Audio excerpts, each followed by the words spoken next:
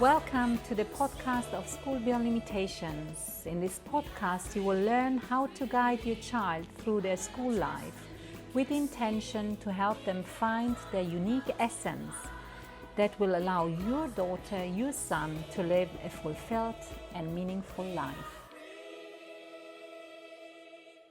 Good morning, everyone, and welcome back to our 7th episode of the show. It's once again me, myself, and Martina Geromin here with us. Today we'll be talking about emotional intelligence and learning, another vital aspect of learning for every individual's growth. Martina, I would like to give the mic to you to start.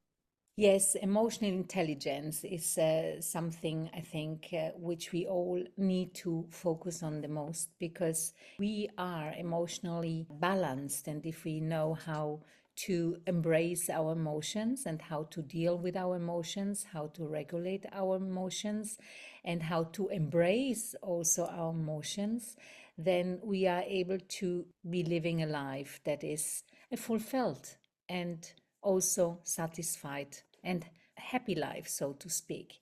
And I would like to say that emotional intelligence, emotional learning is part of the SBL journey from the very beginning, and is part of the growth and development of each individual from the very beginning when we come into this arena, into this world.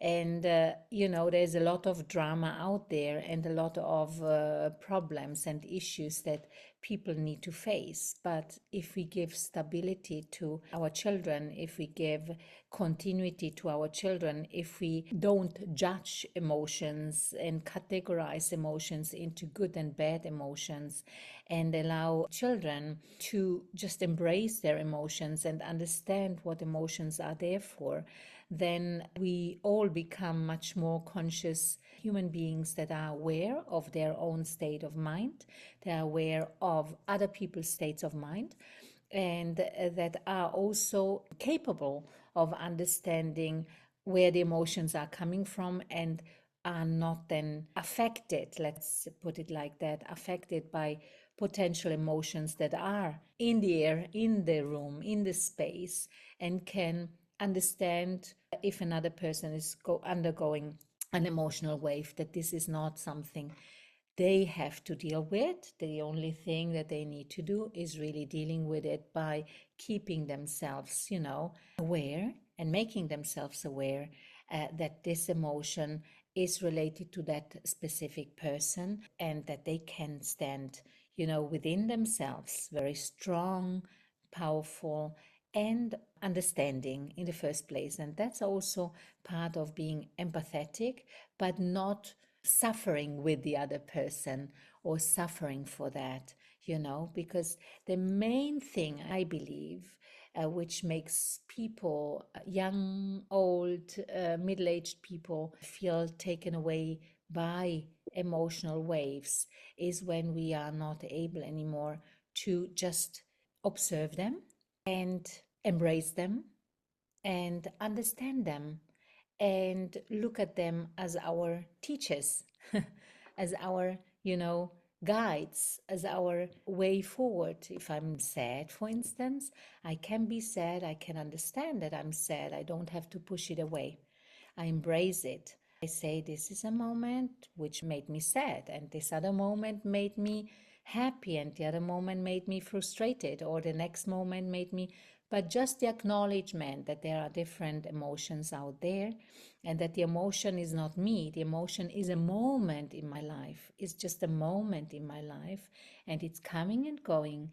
And the more I do not categorize, the more I just realize this is part of being a human. And it's the more I feel, grounded within myself, and I feel that there is always strength and clarity within myself, because within myself and each person knows that there is, beauty, and that there is goodness, and there is, satisfaction, and there is the possibility of creation and so forth. So I think emotional learning and emotional intelligence is one of the key aspects to keep healthy and to be able to approach life in a resilient way and in an understanding and conscious way. And that allows also people around oneself to build such roots. And this learning will never stop. It's a learning that's constant, organic, and always takes place. And this is what, of course, we are trying to do within SPL. And one part of this emotional learning, because we see what's happening with the introduction of the use of digital devices, right? Where we actually make ourselves dependent on how many likes we get and how people see us. That's actually disconnecting ourselves from us, and that's why we believe that it's important that we actually see that digital device as a tool, but not more than a tool. And that's why we, at the SPL, especially during our offline gatherings, we just came back from a residential week in Austria, where we implemented an agreement that we don't use the phones, that we actually detox from the use of that, so that we can create other moments of togetherness, and moments of togetherness where I just am involved, you know, in the lots of emotions that are around me, lots of conditions that are around me, and by being able to talk about it, to feel it, to observe it, and to grow as a team, as a group. First of all, that's very well put together. You pretty much covered most aspects of why people suffer from emotional instability and how SBL is working continuously and frequently to like make it better and work with the students. I think the part where you mentioned about devices being our, everyday part and leading to, lots of, mobile phones or any devices leads us to or directs us to lots of different emotions at the same time.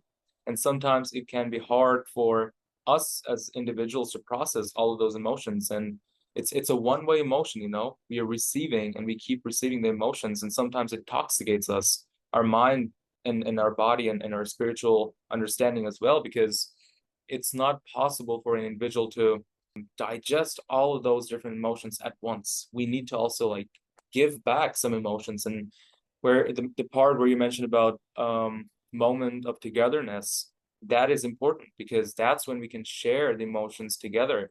I pass my emotions to someone else and I receive something else, and we create together something.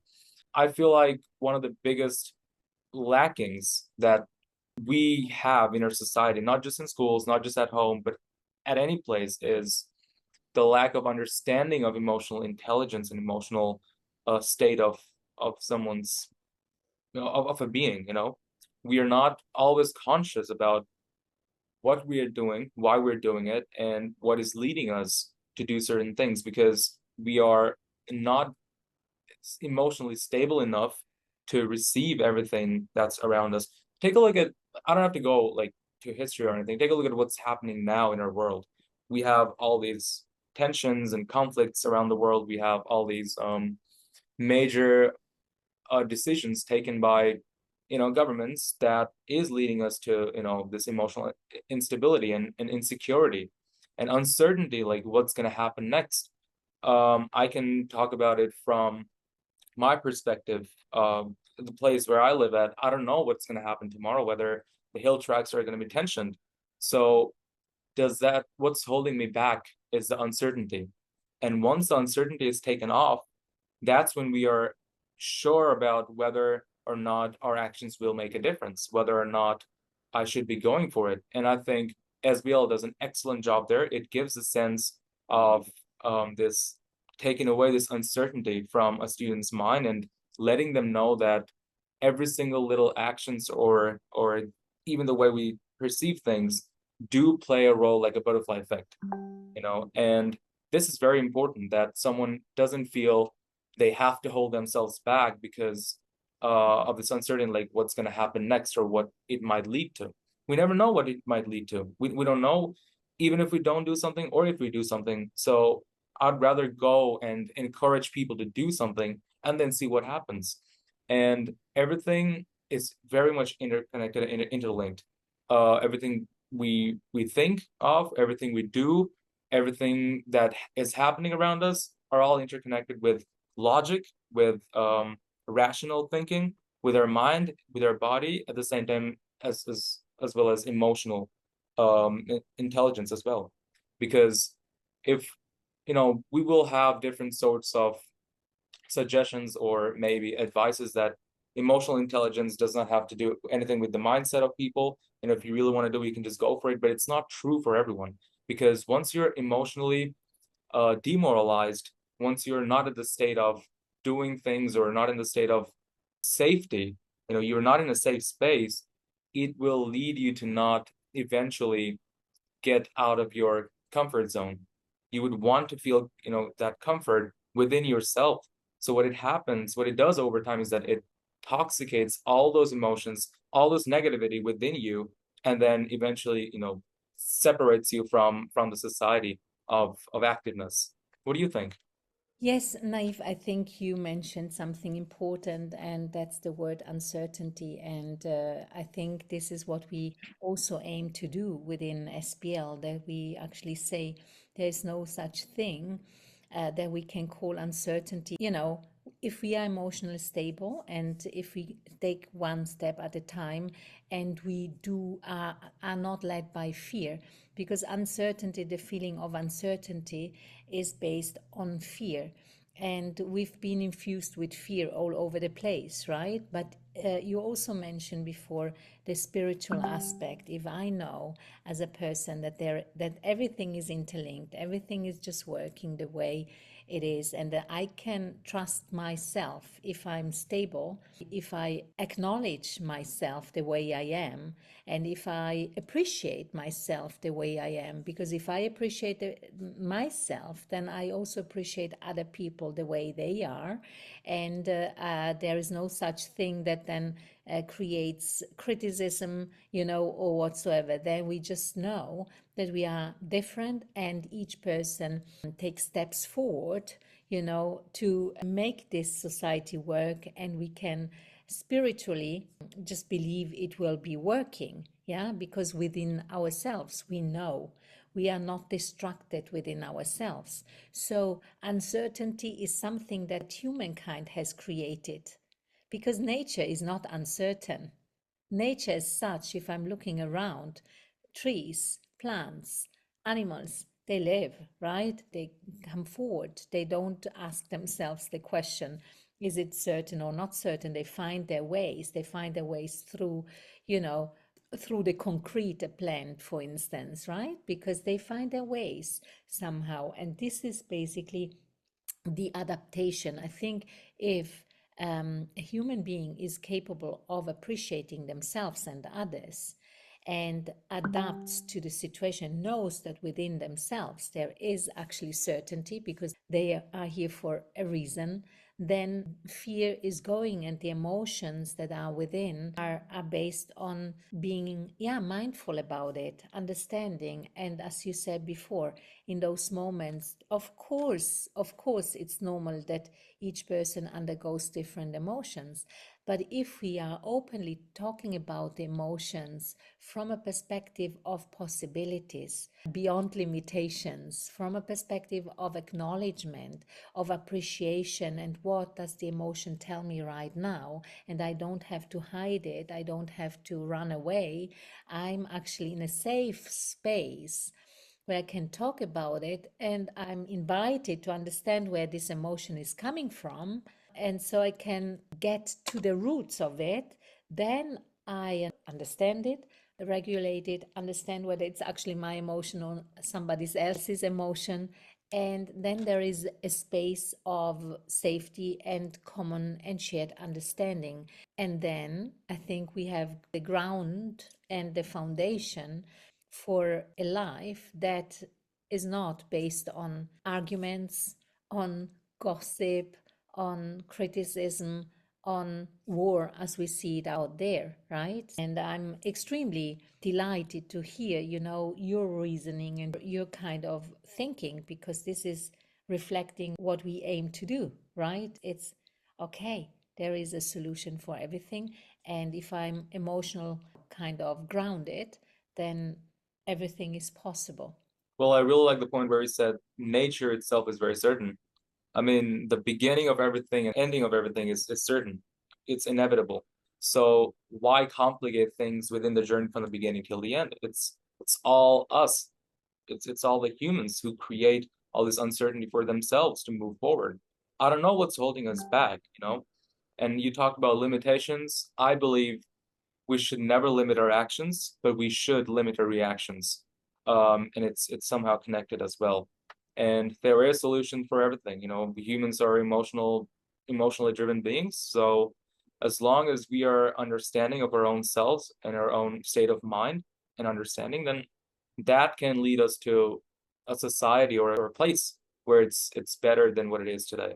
I think, Nayeef, that's a wonderful ending for today's podcast, because this is the foundation for a life where we can really look at one another and appreciate one another and move forward. So, emotional stability, emotional understanding, conscious emotional decisions, and conscious emotional observation takes us forward. Yeah, I think we can call it an end. Can we not? Yes, I think Yeah. so. Thank you very much for staying with us till the end. You keep an eye on our channel for the next video, which will be coming next week. Thank you very much. At School Beyond Limitations, we support our students find their unique essence. Feel free to share the content of this podcast with other parents. We are here to show that your children can, indeed, bring their unique essence into life. So, reach out to us if you think that this is what you'd like your daughter, your son to experience, or apply through our website. Also, leave your comments, your questions, or your review about the podcast. Share it with others. And as you know, sharing is caring.